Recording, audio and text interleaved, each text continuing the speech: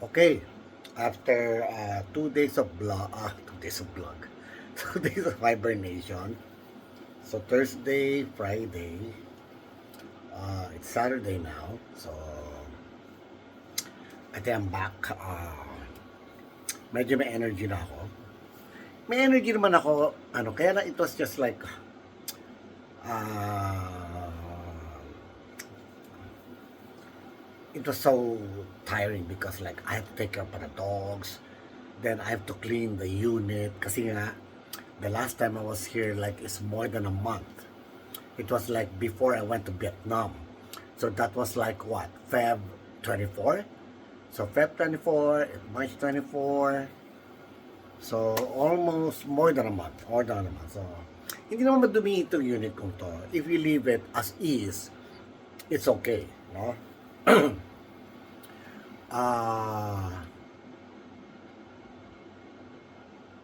Hinipin ko Okay, so let's cut it short. I'm cooking my para lang alam nyo. While vlogging, I am cooking my mashed potato. Yan. Kita nyo ba? Mahirap ako Yan. That's my mashed potato. Yan. Simple lang buhay ko rito.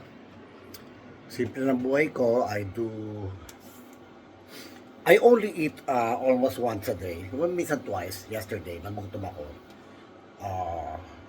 Then I cook I have one bowl pot of red rice. Organic red rice, which I bought from the market. Okay na kami doon ng mga aso ko. Then yung mga aso ko, before I came in, they were eating like twice a day. Pero I've noticed na medyo yung digestion nila is not that great pag twice a day. So, I made it once a day na lang. Pero marami. Saka masustansya siya. No? I have a whole paper bag of malunggay. Then, of course, I have red rice. Then, bumili ako 2 kilo ng atay ng manok. So, pinakulo ko yun. Nandun sa fridge din. Iniinit ko na lang once they eating. No? Then, pellets. No? I have pellets of dog food. So, yun lang yung kinakain nila. Then, they have carrots. Nag-slice ako ng carrots for their snacks. So, I don't treat them treats because it's unhealthy. Okay? Sige, mag-personal vlog muna tayo. Huwag muna natin pag-usapan ng crisis, no? So, putol-putulin na lang natin. So, because I have so much to tell you. My 2 days of hibernation, it's not really hibernation. It's more of, it's more of, what do you call this? It's retrieval. It's recovery.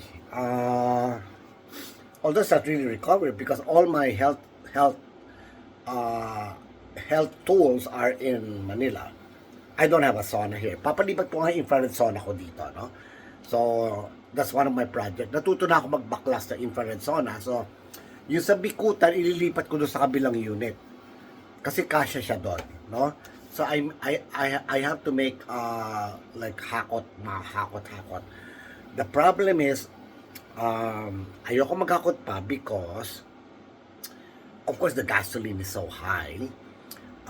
And ang prediction ko dyan is yung prediction nilang aakyat, it will go down. Okay? Marketing forces yan. Hindi mo pwedeng diktahan na, hoy, gagawin ko 1,000 yan per liter. Okay, palagay mo na. BBM is conniving with the oil company. Sino ba yung lecheng garin na yon? Yung Department of Energy. Yan lang ayoko sa mashed potato, tagalutuin. Anyway, so as much as possible, gusto nila paabutin yan hanggang 1,000. Hanggang mapipiga kayo ng oil companies, mapipiga kayo ni Ramon Ang, mapipiga kayo ng gobyernong to, pipigain niya po kayo. That's a sad news. Okay? Okay, now, napunta tayo sa crisis. Let's talk about personal muna. So anyway, mamaya explain ko sa inyo yung market forces about my prediction in the oil prices. Okay, now. Bababa po yan, aantayin ko. After Holy Week, because the demand will go down. Kahit ako, after this Holy Week, it's not because of my dogs, hindi ako babiyahe. Actually, my plan is, okay, personal to di ba? Iiwan ko dito yung dalawang kotse. Yung Starex van, Grand Starex, and yung F-150 na daling ko dito. Kasi, maraming paradahan dyan sa baba. Open space. So, ang gagawin ko, pag pupunta lang ako dito sa Subic, because I have to come here. Because like, I have 2 units here. Na, ginasa ko doon ng milyon-milyon. You know, I bought this place. Hindi naman ako nag-renta rito. I bought it. So, nirenovate ko to nung COVID. So, I have to take care of the place. And then, of course, this is my sanctuary. This is my sanctuary. I mean, ito lang yung mga trip ko. Ayoko ng bahay. Ayoko ng bahay na malaki. I don't know. Ayoko ng bahay na malaki. Hindi ko trip. Hindi ko trip ang bahay na malaki kasi hindi mo naman napupuntahan lahat ng parte ng bahay. Yung mga salang malalaki. Umupo ka na ba doon? Never. Right? You're always in your bed or kakain ka. Minsan ba kumakain ka pa sa kama? Di ba? So, yun yung mga So, ang gagawin ko, magbabasa lang ako, which I did before. I remember there were like 2 or 3 times nagkaroon ng crisis na umakyat yung diesel. Pero not as much as we had before. I think umakyat siya ng 90, 80. Yun, nasakta na ako noon. So sabi ko, wow. Well, during that time kasi wala naman ako masyadong pera pa noon. That was before 2010. That was, I think the oil crisis, 2009, blah, blah, blah, blah, blah, blah, blah, blah, blah, blah, blah, blah. 2004, 2005, so, yung wala akong pera masyado noon. Kasi when I went into real estate, doon lang lumobo yung pera ko talaga. No? So, ilang beses ko sinasabi sa inyo, real estate. Because, yan talaga yon. If you have the power to sell, you can talk, you can convince people. Ba't ka magbibenta ng tsinelas? Ba't ka magbibenta ng kape? Ba't ka magbibenta ng plaka? You know? You might as well fucking sell millions, billions. Right?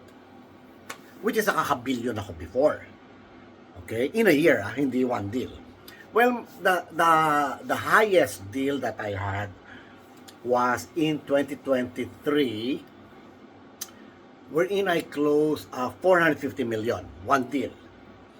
Then, naka-close ako ng isang office space worth 600 million. Yan. So, 2023 din yon. So, 2023 naka 1 billion ako. Then, namahinga ako ng 2024. Kasi marami akong pera eh. Marami akong pera sa komisyon nun. So, that's the no? Check ko lang tong ko ha. Dali. Hold ko. Okay, let's continue. Malapit na matuluto yung patatas ko. So, that will be my meal for today. Patatas, eggs, hard-boiled. That's it. Coffee. That's it. I have a little banana cake. That's it. You know. Alam mo, okay. Going back, okay, diet naman. Yung mga aso ko, saka ako, patanda na kami. Kasi my dogs are 7 years old. So, 7 times 7, 49 na yan. 49 years old na yan. Mag-ano na sila, mag-8. So, 8 times 7, 56 na. So, ang diet nila dapat bumababa na. Hindi na pwede 3 times a day nung bata. So, ngayon, kasi tumaba sila, nakapon na. Dalawang babae ito Golden Retriever. So, nakapon na yan, babagal yung metabolism nila. So, kaya di ba hindi nakita lumalaki yung mga Golden Retriever na nakakapon? So, you shouldn't feed them 3 times a day or 2 times a day. No, you feed them once a day. It's enough. And then, you walk them. You walk them. Ako rin kailangan ng walk. because of my prostate, you know.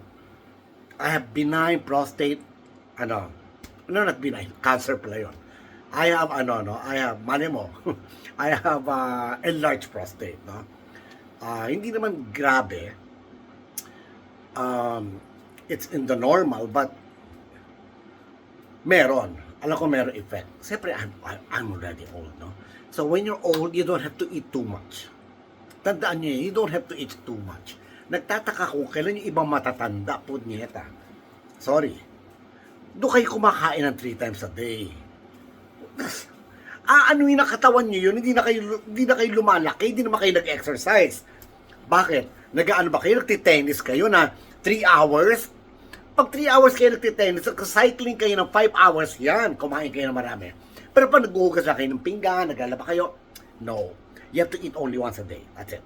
Okay? Trust me. Trust me.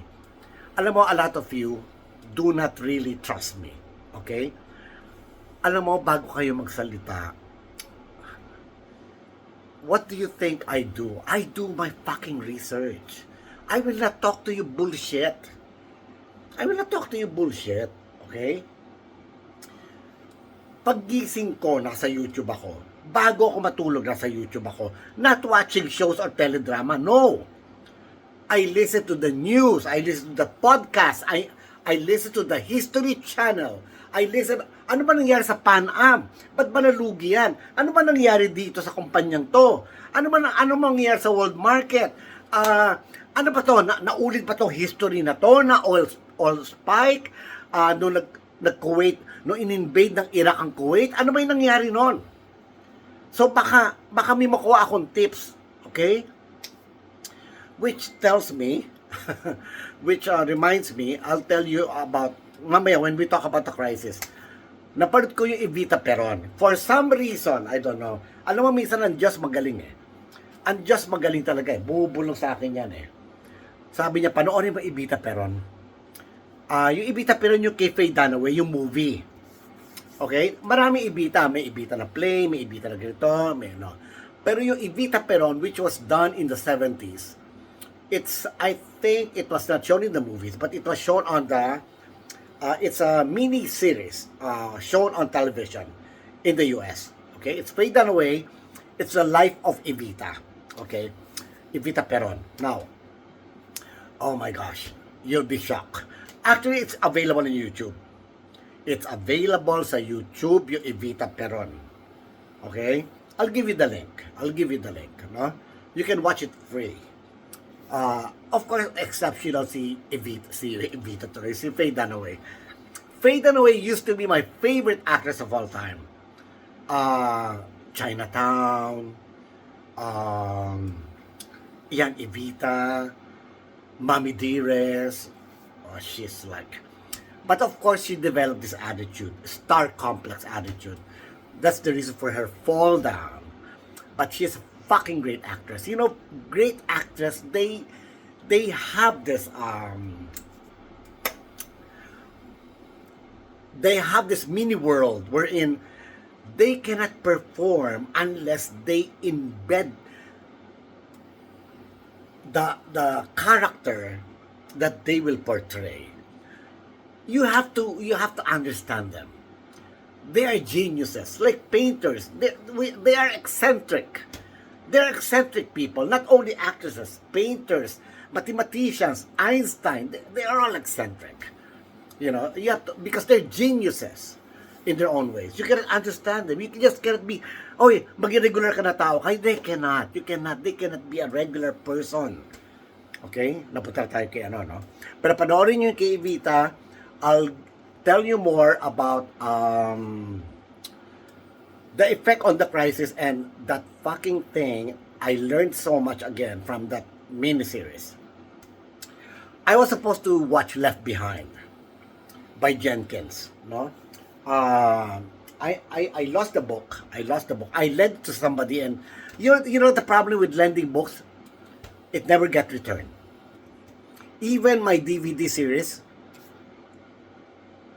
they never returned it. Close friends to, and they never returned it. Never. I don't know why. Kaya, as much as possible, minsan, alam mo, parang utang yan eh. Hindi na kita papautangin kasi mag-aaway lang tayo. Hindi na kita papahiramin ng libro ko dahil aawayin kita. Dahil alam ko hindi mo nasasoli yun eh. Lalo na my favorite books, no? Like Left Behind, favorite ko yon. Tapos si Steve Jobs ko, hiniram, hindi na napalit. Oh. Let me get some coffee. Okay. So, yon, no? Personal, no? Personal ko, well, pasensya na, medyo nakita niyo oily mukha ko kasi nagpapahid ako ng mga hormones ko sa umaga. Yung pinapahid ko sa mukha ko is DHEA cream. Ito, DHEA cream. Pinagagawa ko to sa laboratory. Okay? Pati mga peptides ko, pinapagawa ko sa laboratory, no? DHEA. Then, meron naman akong testosterone na nabili ko sa Mercury Drug. Yan, testosterone gel. Pinapahid ko naman dito. Yan. So, yan. Kaya medyo sticky ako. Makita nyo kahit anong filter yan. Talagang sticky. Okay? Ayan, no? Kita nyo? Anyway, medyo sticky lalo yung DHA. Well, I need to control my in terms of my anti-aging. I need to really fight it. Not really fight it, but maintaining my health, my age, you know. Of course, at my age, nawawala na yung testosterone ko. Nawawala na yung libog mo. Okay? Nawawala na yung desires mo. Nawawala na, although wala akong problema sa erection. I still have my erection. I can have an erection anytime I want to.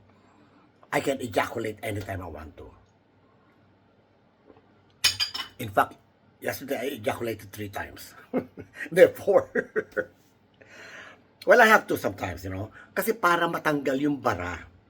Matanggal yung bara sa prostate, yung paggawa ng sperm, sa testes, paglabas ng sperm. So you need to, hindi po pwede ini-stop mo yan. Pag ini-stop mo yan, the body will react. It will kill it. It will kill the reproductive system of men. For women, you have to still estrogen naman. Estrogen, estradiol. You have to check your levels because that's the one. Okay, let's face it. Once you are 40, hormones control your life. Trust me, it's not you. Your hormones will control your life. Your moods, your health, your breathing, your muscles, your sex. Hormones. So please, pag matanda na kayo, start at 40. Ako ha. Kung ako sana, alam ko to, na pag-aralan ko ng bata pa ako. At 25, I could have conducted a blood test every year and check an endocrinologist, x-ray lahat every year. To check pa, sana yung testosterone ko, hindi ko binaksak. Wala namang ganun during that time. Hindi pa naman uso yung mga putang inang hormones na yan. Yung mga peptides na yan. Hindi naman uso yan. Yung peptides, kailan na-discover yan? What, 5 years, 6 years? Although, they existed a long time ago, but they were never used for human consumption to rejuvenate the hormones. No. Akala kasi dati natin, yung pag tumanda ka na, anormal yan, mamamatay ka na kasi. Yung sakit mo sa tuhod, anormal yan. Kasi pag tanda mo, talagang ganyan, hanggang mapilay ka, hanggang magkaroon ka ng hip replacement, hanggang mamatay ka na after 2 years. Anormal yan, may cancer ka. Talagang nataka-cancer hanggang mamatay ka na. You know what? I don't know. I'm sorry. Sometimes I insult you. I insult some people here. Totoo naman So,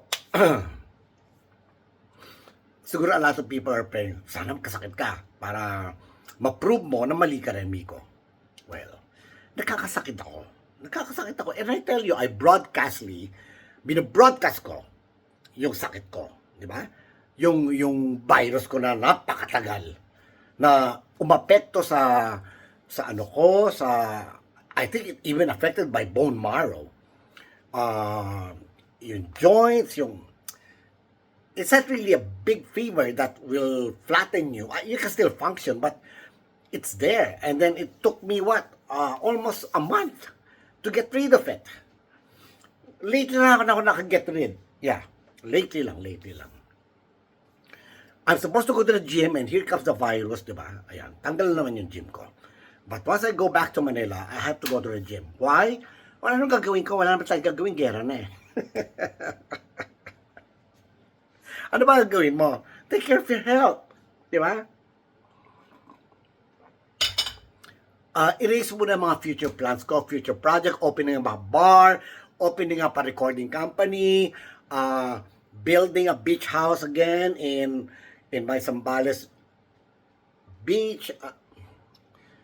Erase. Because the war, lumalala po yung gera. That's the sad news about it. Kahit anong sabihin nyo, kahit wala sa news, lumalala po ang gera. And there's nothing you can do about it but to save yourself. So that will be the next, kasi 20 minutes na, ayoko palagpasin 20 minutes na. I'll upload this in my YouTube, TikTok, and Facebook personal channel. Okay? So, I have 3 channels. Baka, I don't know, Instagram. I don't know. Okay?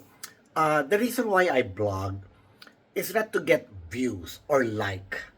Okay? I don't care about if you don't like it or what. Kung dalawa nagla-like. Minsan nga wala eh. Kahit tauhan ko, di nila-like yung post ko.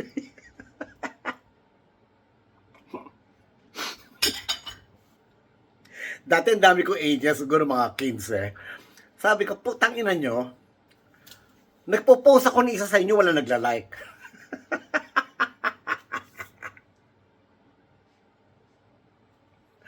Anyway, no. Actually, that's a joke. I really don't care if ano. For me, that's your freedom. That's your freedom to like and not to like. Okay, I won't tell you, I won't oblige you. Except, of course, if I'm promoting something like Samo Beach, Miko's record vinyl, I tell Jerome, you have to like it, you have to share it. Okay, that's business, But, personal blog, I really don't care about it. I don't care if you like it or not. I don't care if you will recommend it. I don't care if you will talk about me. I don't care anything about it. All I care about is me informing you knowledge, facts, what to do para hindi kayo nagugoyo, hindi kayo naluloko ng mga ng mga punyetang gobyerno, not only the Philippines, the European Union, the US, China. At ayoko nagugoyo kayo ng multinational. Not only San Miguel, but lahat. Tesla. Alam niyo ba kung ba't may gera ngayon? Para lang malaman. Alam niyo ba kung ba't may gera ngayon? It's all planned. Due to some corporations dictating it. Kailangan Trump maggera ka. Bakit? Gusto namin tumaas yung number 1, yung inventaryo ng oil namin kasi walang demand. Number 2, yung mga gumagawa ng bala and ammunitions. That's the reason why the US has to make war. Or Russia. Hindi na po na. Sinong number 1 producer? Not the government of US or Russia, but the private individuals na humahawak sa liig ng US government and Russia. I-google nyo. Top ammunition, firearms, top tank jet plane manufacturer. And they are in the trillions of dollars. Kung walang gera, paano ako? Isipin mo, paano ako? Paano yung mga helicopter ko? Oh, sorry sabihin ko kay Trump, sinuportahan kita. Maggera ka. Okay? Netanyahu. Parang bayaran yan eh. Si Trump sa Netanyahu. Parang ano yan? Parang ano yan? Parang jukebox. Lagyan mo ng coin, aandar yan.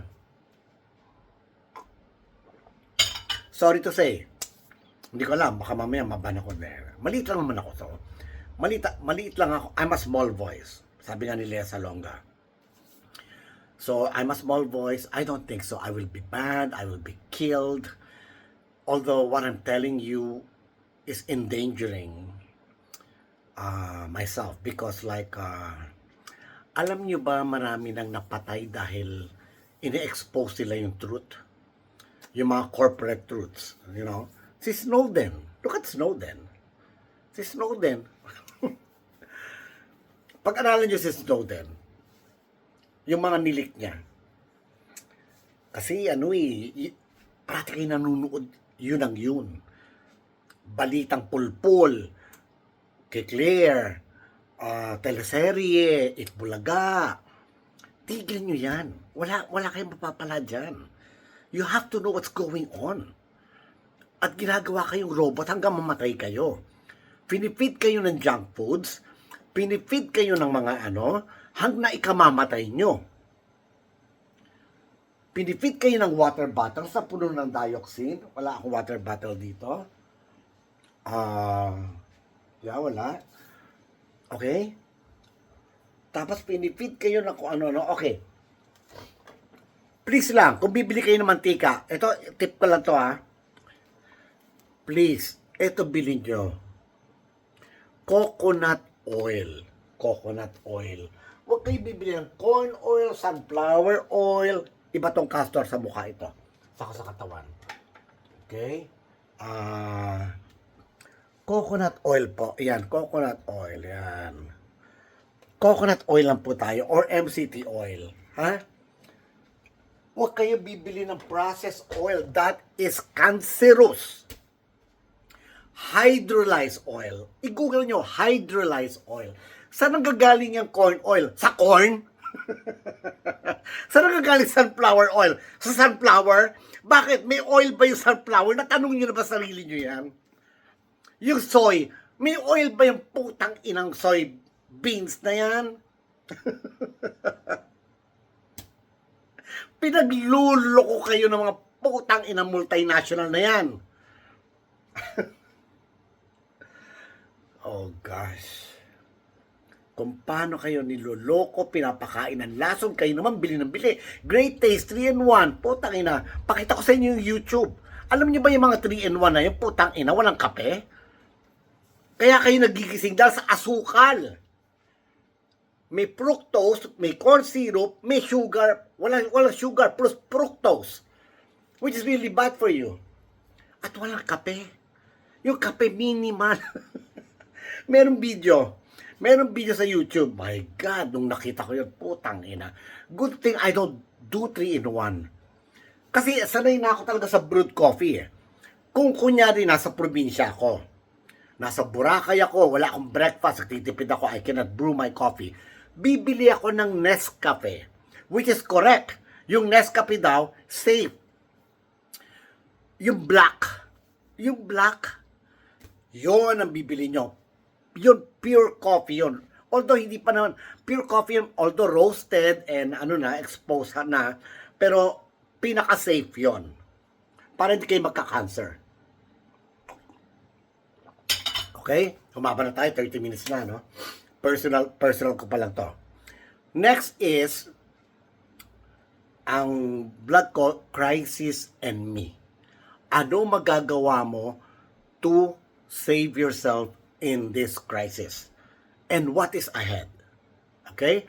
So that is gonna be our next vlog. Since I have so much energy dahil uminom ako ng Mogadon last night. Alam mo, pag nagmomogadon ako, one tablet lang naman yun eh. The next morning, my brain is so wired. I can talk about anything. I can close deals. I can give me a fucking challenge. I can solve it. Yon. Without it, I'm so weak. So don't tell me you are who you are. No, you are controlled by chemicals. We are controlled by hormones. We are controlled by chemicals. We are controlled by toxins. We are controlled by our fluids, our body, our cells, mitochondria, ATP, mTOR. I-google na lang niyo yung mga pinagsabi ko. Okay? So, that's it. So, next is The Crisis and Me. Okay?